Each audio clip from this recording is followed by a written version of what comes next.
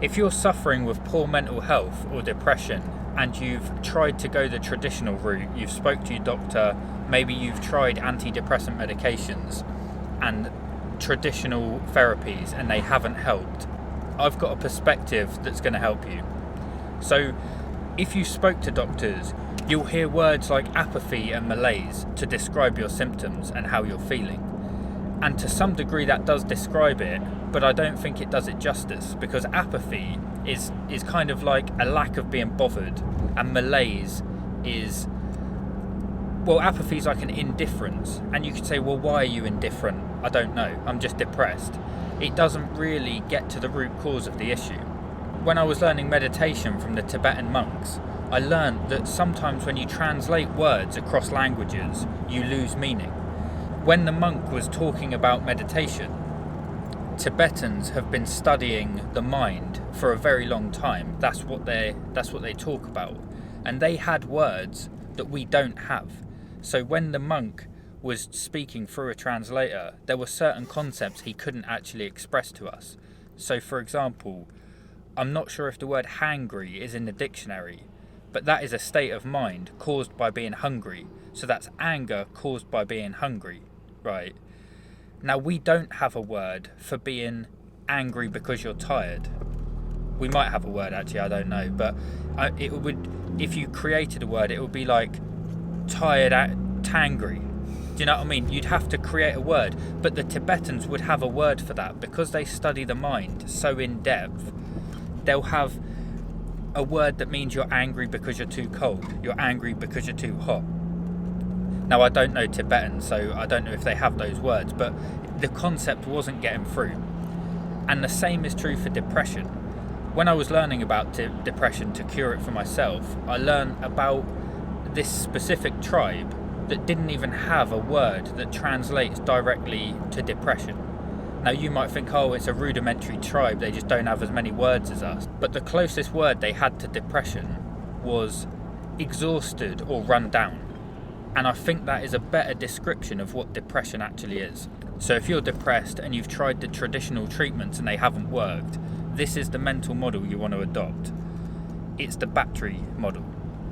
So I'll give you two examples. If you pick your phone up and it's on 95% battery, you know that you can use that phone in a certain way. You might leave it on the side with the screen on because you've got plenty of battery. You're not going to worry about running it down. At 50%, you start conserving energy and treating it slightly different. When you don't need to use your phone, you turn the screen off to save battery. At 10%, you start panicking a bit. If you've got to go out for 6 hours and you know you can't plug your phone in, you start thinking, well, if I run out of battery and I need to take that phone call, I'm not going to be able to do it. So you start treating how you use your phone in a different way. The phone isn't broken at 10% battery, it's just got no charge left. And that is what depression is. There's nothing wrong with you. You've just run your battery down to a certain point where now you're feeling a certain way because you're running out of energy. I'll give you another example. I ride motorbikes, and when you fill up your motorbike with fuel, you don't usually have a fuel gauge like in a car. So you have something called reserve instead. So you fill your tank up, you ride your motorbike, and as you run out of fuel, you might actually fully run out, and then you can turn the tap onto reserve and run it on reserve. So it gives you another 50 miles to get to a petrol station and fill up again. When you hit reserve, the bike starts running lumpy and it feels broken. So that's depression. When you're depressed, it's because you've run your energy down to a point where you're now on reserve. The bike isn't broken, it's just running out of fuel. And you put it on reserve and it runs a bit lumpy, you get to the fuel station and put fuel back in, and now the bike's fine again. So you don't diagnose your bike with depression, you just put more fuel in. And that is mental health. Like I said about the tribe, run down and exhausted. So once you've identified that you are depressed because you're run down, your battery's just on 10%, or maybe it's on 5%, you're very low down, you need to identify two things. You're losing energy and you're not charging energy up. And there are a lot of lifestyle factors that play into this, but the obvious number one way you charge up is by sleep. So is your sleep good? Chances are if you're depressed, your sleep isn't good. And now that might be because of work or children, but the fact is sleep is what's going to charge you up. So if that's not good, you're not charging energy. And you're losing energy, and the main way you're going to be losing energy is through your thoughts. And you might think, well, my thoughts don't use energy.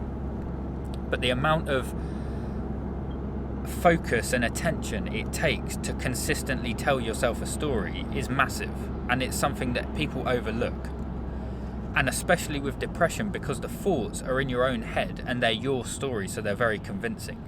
So you might argue with me and say, oh, but it's not that. I'm depressed because I am struggling with money, or I'm depressed because of this poor relationship. Yeah, those things are going to play a part in it. But look over there, and there's a guy who's got the same struggle with money, and he's not depressed. He's just solving the problem. So that can't really be an argument. People since the dawn of time have broke up, come out of relationships, and had financial struggles. So it's not that. It's the fact that you can't deal with that. Same with your phone. The phone on 1% battery would say, oh, I can't handle making a phone call. Well, it could if you just plugged it in. Do you know what I mean? It's not depressed, and it's not worse off than that guy. It just hasn't got any charge. And the more charge you have, the more you can deal with the situations that life throws you. And for men, this comes to testosterone as well. Low testosterone is going to make it very hard for you to deal with certain life situations. The high test guy can sort that problem out, and you can't. And it all comes to charging up. So the reason you're depressed is because your battery's on 5%. The way you solve depression is stop using your phone so you're not running the battery down, and charge the phone up. Because you've got a few options. So we'll just take the phone as an analogy. When your phone is on 5% battery, you can plug it in and continue to use it, but it's not going to go up. It will stay at 5% for the duration that you use the phone. If you plug the phone in and turn it off, the charge will go up very quickly. So that's the mental model you want to adopt. You are depressed, but it's not this thing that you don't know the cause of. It's because you've run your battery down. So now you need to focus on asking yourself the question, why is my battery on 5%? What am I doing which is running the battery down? And what do I need to do to charge it up? I'll give you some examples as a place to start. Things that are going to run your battery down are overthinking and negative thoughts. It sounds like they don't take energy, but this is going to be the biggest factor. Number 2 is a poor diet. We eat food for energy. So if the food you're eating is processed and bad food, it's not going to provide you the energy, and it actually takes more energy to digest the food. So you're losing energy through digestion. Number 3 is going to be a lack of time in nature. Lizards sunbathe, humans sunbathe because you receive energy from the sun. We spend a lot of time indoors and we don't get that energy from the sun. So you're probably not getting enough time in nature. Number 4 is exercise and movement. If you're not moving your body, even just a slow walk, movement, I don't know whether you know about those watches where they charge up by the movement of your wrist. Well, humans are like that. We're kinetic, we move. So you need to get regular movement, even if it's just a slow walk or whatever. Number 5 is going to be toxic relationships, interactions with other people. So you're the average of the 5 closest people to you. If those people don't charge you up and they actually take energy away, especially if you're an introvert, it's very hard for you to conserve your energy while you're in social situations. And number 6, this is another massive one, is going to be social media and screen time. You lose energy just rapidly when you're on your phone all the time. So this is going to be one you want to keep an eye on. So that's just a few ways you're going to lose energy. And in the modern society, we're so removed from how we should be living that it's almost, I could go on and on at ways you can lose your energy.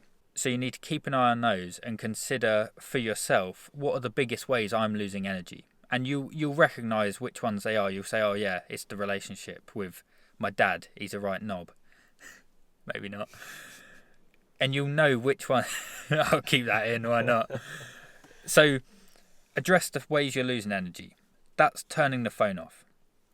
Now you need to plug the phone in and charge it up. And there are a few ways you can do that. It's obviously going to be the opposite of the ways you lose energy. So you need to sleep or meditate, non-sleep deep rest, eat a good healthy diet that you can digest well, that gives you energy, spend time in nature, spend time in the sun, spend time around people that lift you up and provide you with energy. And if you're an introvert, don't try and be the life of the party, just allow other people to give you energy. Surround yourself by positive people. Do some exercise, go for a walk. And these are all just normal lifestyle factors, so these will help build you up. So that's the mental model you want to adopt around depression. Not, I've got this thing that's probably a chemical imbalance in my brain that I don't know how to solve, and unless these pills don't work, I'm screwed. No, you're run down, you've run the battery down to 5%, it's time to turn the phone off and charge up. This will take time, and it's something that you do over a period of weeks and months, but there is something you can do that gives you instant relief from depression. And I'm sat down the seafront, me and my friend are about to do it now. We do this once a week, and I'll explain why it's beneficial. Cold water exposure, and if you're fortunate enough to live by the sea, go in the sea. If not, just do cold showers or an ice plunge, like get a tub of some description, like one of them little paddling pools, fill it with ice and jump in. But the reason this works to cure depression is because the number one way you lose energy is through your thoughts. When you're freezing cold, your thoughts cease. They just stop. These stories you tell yourself, oh, my car needs paying, my girlfriend's cheating on me, whatever it is, they stop when you're in the sea. And you instantly realise how much energy you're losing because you stop doing it. And there's no other time. Your life is too comfortable. There's no other time when these thoughts stop except for when you're in the sea. You can't help it. It's just inevitable that you stop losing energy in that way. The other thing is, if you're in the sea or in the shower, because showers are earthed into the ground, you're actually gaining energy from the earth. So this is a grounding practice. Now, I'll do future videos on that because it's a bit deeper than what I want to go to in this video. But if you want instant relief and you want to kind of see the light at the end of the tunnel, do a sea swim or cold showers.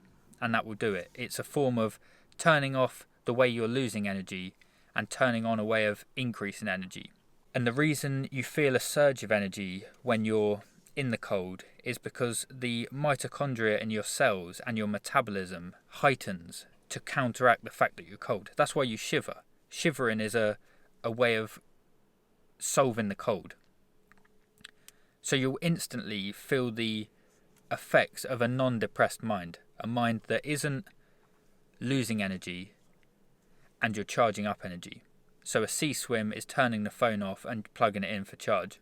Have a think about it in your situation and try and adopt that as a mental model for depression instead of this thing that has no cause or effect.